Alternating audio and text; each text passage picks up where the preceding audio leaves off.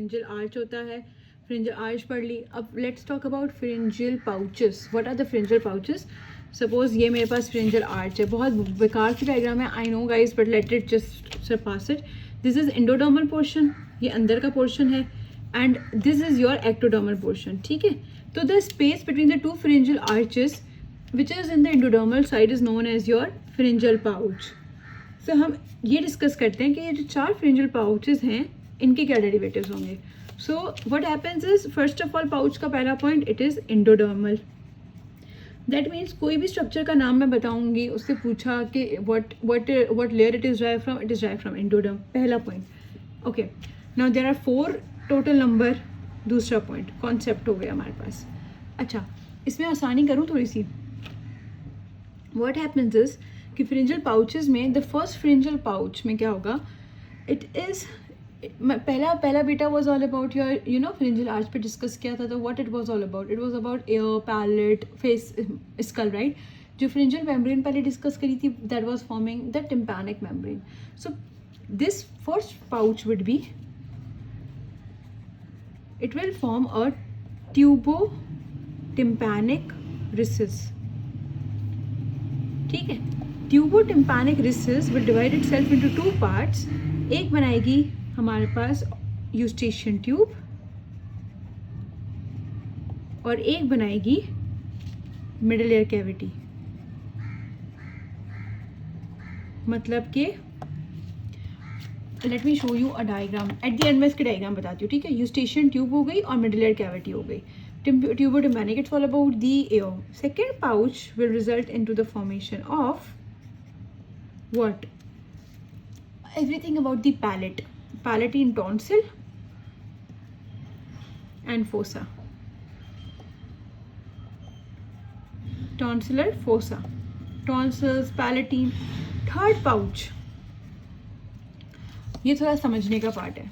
Third pouch क्या होगी, suppose this is my third pouch, थोड़ा इसको ऐसे बनाते हैं, ठीक है। जो ऊपर का पार्ट होता है, it is divided into 2 parts. The upper part जो है हमारे पास, इसको हम कहते हैं डोर्सल पार्ट, क्योंकि ना मैं अभी डायग्राम में भी दिखाती हूँ, ये 2 पार्ट्स हैं, राइट। तो ये सपोज फ्रिंजियल आर्च थोड़ी ऐसे है, ये ऐसे है, ऐसे है, तो ये थोड़ी डोर्सल है, ठीक है। तो डोर्सल को ये लोग क्या पार्ट कह रहे हैं, सुपीरियर पार्ट कह रहे हैं, राइट। ऐसा ही है, डोर्सल पार्ट तो इस सुपीरियर वाला पार्ट, तो ये वाला पार्ट जो है ये डोर्सल पार्ट है, या इसको आप कहते हो सुपीरियर पार्ट। सुपीरियर पार्ट ये क्या बनाएगी, this will result into the formation of your parathyroid 3 और पैराथायरॉइड, या तो पैराथायरॉइड 3 को इन्फीरियर भी कहते हैं। और नीचे वाला part will result in the formation of your thymus. Fourth pharyngeal arch और फोर्थ फ्रिंजियल पाउच, वो भी 2 हिस्सों में डिवाइड होगी। फोर्थ पाउच पे यू हैव टू विटनेस कि जो अपर पार्ट है, the superior part, it's gonna form ultimobranchial body कहते हैं इसको, अल्टीमोब्रेकियल बॉडी, जो कि बेसिकली फ्यूचर में क्या बनाते हैं, इससे ज़्यादा हमें कंसर्न है अदर देन इट्स फजूल spelling. That is your parafollicular cells, C cells होते हैं हमारे पास थायराइड ग्लैंड के, देर आर वेरी इंपॉर्टेंट। तो वो ये बना रहा होता है, that parafollicular C cells of thyroid. जो नीचे वाला पोर्शन होता है, inferior portion, or you can say the ventral portion, that is going to form parathyroid superior. Now that is or the 4 parathyroid 4। और ये अब हमें समझनी आएगी बात कि people will be asking कि ऐसा क्यों कि पैराथायराइड का आधा हिस्सा ये और फिर ये ग्लैंड कैसे होती है। What happens is with time what happens, ये पूरा जो पोर्शन है ना थाइमस, और ये पूरा portion, I am gonna show you a diagram here very in a few seconds. तो ये पूरा पोर्शन जो है ये नीचे आ जाता है, डिसेंड्स, और ये यहाँ सेट हो जाता है। दैट मीन्स अपर पार्ट जो पैराथायराइड 3 था वो यहाँ आ जाता है, थाइमस यहाँ आ जाता है। तो what will be the structure, parafollicular cells होंगे, नीचे हमारे पास सुपीरियर पैराथायराइड, उसके नीचे इन्फीरियर पैराथायराइड, और इन्फीरियर पैराथायराइड के नीचे थाइमस। बात समझ में आ गई? Going to show you a diagram. So for example in this diagram you have to see such a beautiful diagram कि ये arches है हमारे पास, the pouches being formed है, auditory tube बन रही है, palatine tonsil and onsular fossa second पे pouch पे, third पे see ये एक gland type बन जाता है, the upper part is gonna form the inferior part, फिर ये thymus बन जाएगा, फिर हमारे पास जो fourth arch है वो superior part और ultimo brachial body बनाएगी. What happens right now? अब क्या होगा हमारे पास? This portion is now gonna come down and we have another diagram which is again such a beautiful diagram. जैसे देख लो ये, I don't know if this is clear or not, but you guys can watch it on your Google too. यहाँ it's not very much clear again, but at the end of the day यही हुआ कि pouch 3 would be coming to pouch 4 के नीचे and then superior parathyroid के नीचे inferior parathyroid लग के thymus लटकेगा नीचे. ठीक है.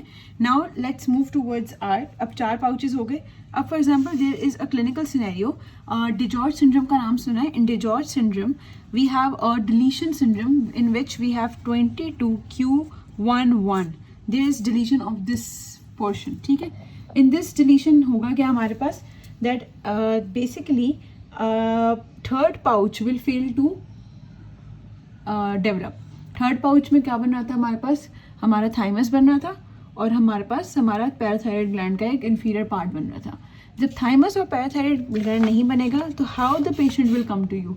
The patient will be having कि रिकरेंट इन्फेक्शंस हो रहे हैं बिकॉज अगेन थाइमस मेच्योर करता है आपके सेल्स को, लिम्फोसाइट्स को प्रोड्यूस करता है and then will not be having parathyroid hormone का एक पार्ट, तो that means low calcium levels, serum calcium levels. So when a baby is coming to you with the complaints of recurrent infections and the low calcium serum level, that means DiGeorge syndrome. 22q11. ठीक है. Now let's move towards the cleft. Now the most important thing, what are the points for cleft we are going to understand. अब देखो, let's make a here cleft. Cleft के लिए मैंने new page क्यों use नहीं किया? Because it's damn easy. I'm going to complete it right now here. हमारे पास cleft कितने हैं? 4. हमारे पास ectodermal in origin है cleft. ठीक है. 2 points तो cover हो गए. पता है क्या करता है? First pharyngeal cleft will form external auditory meatus. 2, 3, 4. What will they do? मैं बताती हूँ. जो ये 1 है ये तो अपना बना देगा एक्सटर्नल ऑडिटरी मेटिस. ठीक है. What it will do, जो सेकंड है ना, अब क्या होगा, यहाँ से जो फ्रिंजियल सेकंड आर्च है, आर्च क्या करेगी? एक आउटग्रोथ देगी. वो आउटग्रोथ नीचे ओवरग्रो करके करके करके नीचे जाएगी और वो फ्यूज हो जाएगी 6th फ्रिंजियल आर्च से. ठीक है. ये आउटग्रोथ होगी और ये इससे फ्यूज हो जाएगी. I have another diagram for it, we can see here. यहाँ देख लेते हैं. ठीक है. यहाँ से देखो क्लेफ्ट है, फर्स्ट क्लेफ्ट इसने तो बना लिया एक्सटर्नल ऑडिटरी मेटिस. सेकंड ने क्या किया? यहाँ से सेकंड फ्रिंजियल आर्च ने, क्लेफ्ट ने नहीं, फ्रिंजियल आर्च ने एक आउटग्रोथ दी. ये outgrowth is coming here and 6th pharyngeal arch की एक आउटग्रोथ से फ्यूज कर रही है. ये जब फ्यूज करेगी तो ये मिल जाएगी. तभी आपकी जो नेक होती है ना बेटा, वो नेक आपके पास स्मूथ होती है, खड्डे खड्डे नहीं होते नेक में आपके. तो बाहर से हमें नेक के स्मूथ सरफेस दिखती है ऐसा. ठीक है. That means it is enclosing a space. What is this space? The blue space here. This is known as your cervical sinus. ठीक है. This is known as your cervical sinus. What we are going to do with the cervical sinus? This is going to obliterate it with time. लेकिन अगर cervical sinus obliterate नहीं हुआ, तो that is going to result into the formation of your brachial cyst. Brachial cyst can be formed at anterior angle of sternocleidomastoid mastoid anywhere from mandible से लेके sternocleidomastoid mastoid क्या होती है? ये mandible है, ये आपके स्टर्नम है, ये क्लेविकल है. ठीक है. ये मेस्टोइड है.